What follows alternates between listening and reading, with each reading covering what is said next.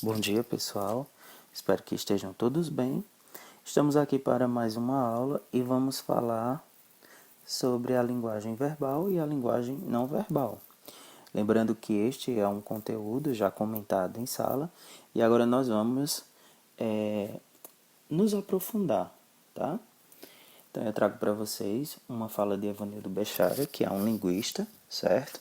O linguista é o cientista que estuda a manifestação da linguagem, da língua dentro de uma sociedade. Então o que é que ele fala sobre linguagem? Ele diz que a linguagem é qualquer sistema de signos simbólicos empregados na intercomunicação social para expressar e comunicar ideias e sentimentos, tá? Linguagem verbal e linguagem não verbal. São termos muito presentes nos estudos linguísticos, isso porque a linguagem, enquanto uma atividade humana, pode ser manifestada de diferentes modos, a depender da intenção que temos no momento da comunicação. Então, os pesquisadores dessa área do conhecimento, no caso a linguística, costumam dividir a linguagem em dois grandes grupos, como nós vemos aí, né? O verbal e o não verbal. Saber reconhecer e utilizar essa importante ferramenta, seja na modalidade que for, é extremamente importante para que possamos realizar atos comunicativos eficientes. Abordando o primeiro tópico, linguagem verbal. A linguagem verbal é aquela que se estrutura por meio da palavra oral e escrita. Essa afirmação é muito importante porque muitos ainda pensam que o vocábulo verbal está relacionado a verbalizar, no sentido da oralidade, ou seja, da fala. Contudo, ao escrevermos, nós utilizamos uma estrutura configurada em uma relação com um determinado código. O código, nesse caso, pessoal, é o nosso alfabeto, certo? Que deve ser compreendido e reconhecido tanto pelo emissor quanto pelo receptor. Dois termos que nós já conhecemos: emissor, que emite, né, a mensagem, que envia a mensagem, e receptor é aquele que recebe a mensagem que está sendo enviada. Para fazer uso da linguagem verbal, é essencial que sejamos falantes, usuários de uma língua, certo? Então, esse tipo de linguagem manifesta-se em nossa fala nos textos que escrevemos, naqueles que lemos, nos veículos de comunicação, bem como também em propagandas, obras literárias e científicas e tantas outras situações. Então, dentro da linguagem verbal, nós temos aí 3 subtópicos: língua, linguagem e signos linguísticos. Vamos conhecer um por um para que a gente não fique com dúvida. O que é língua? É um conjunto organizado de elementos desenvolvido pelos humanos e comum a um grupo. Para ficar mais fácil, tem que ser a partir de exemplos. Um exemplo para vocês entenderem. O que seria esse conjunto organizado? Por exemplo, os falantes da língua portuguesa, certo? Ou as pessoas que aprenderam a se comunicar através de Libras, tá? Então, é um conjunto organizado, né, de elementos desenvolvido por humanos, ou seja, os códigos que nós utilizamos, no caso, o nosso alfabeto, é um conjunto organizado de elementos. Os sinais que as pessoas que falam por sinais, né, por libras, é um conjunto também organizado de elementos, tá? E linguagem.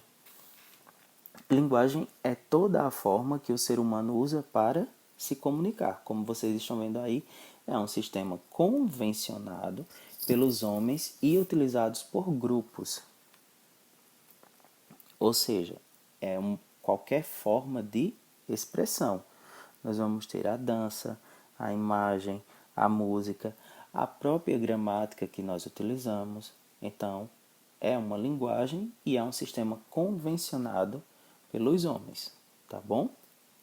Signo linguístico, ele vai representar o significante e o significado. Então, prestem atenção. Ao ouvirmos a palavra casa, automaticamente nós pensamos nas letras que compõem a palavra, C-A-S-A. E por tabela, nos fonemas. O fonema é o som que cada letrinha dessa possui. Como vocês estão vendo aí na imagem, as letras elas estão dentro de barras um pouquinho inclinadas. Então o K é o som do C, aí A, o Z é o som que o S tem na palavra casa e o A novamente. Então isso nós chamamos de significante, certo? Quando automaticamente somos remetidos à palavra e ao som que ela possui, significante. Ao mesmo tempo, a palavra casa, ela permite que você recrie, certo? O conceito na sua memória sobre o que você sabe acerca de uma casa.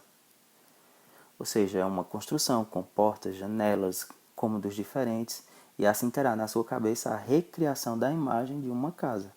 Isso nós chamamos de significado, como no exemplo que vocês estão vendo. Ok?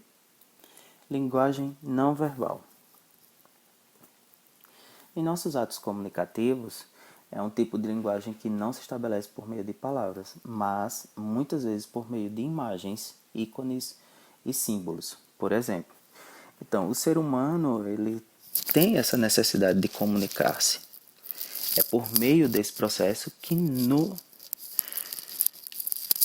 nos construímos, certo? Socialmente, que produzimos conhecimentos, que convivemos. Então, nesse sentido, nós recorremos a diferentes formas de estabelecermos esses contatos, que não se limitam ao uso da linguagem verbal.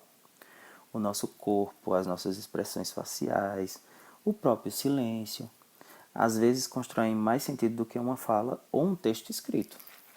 Basta, por exemplo, quando nós lembramos daquele olhar que a nossa mãe nos dá, né, para nos repreender, sem dizer nada, né, sem sequer pronunciar uma palavra.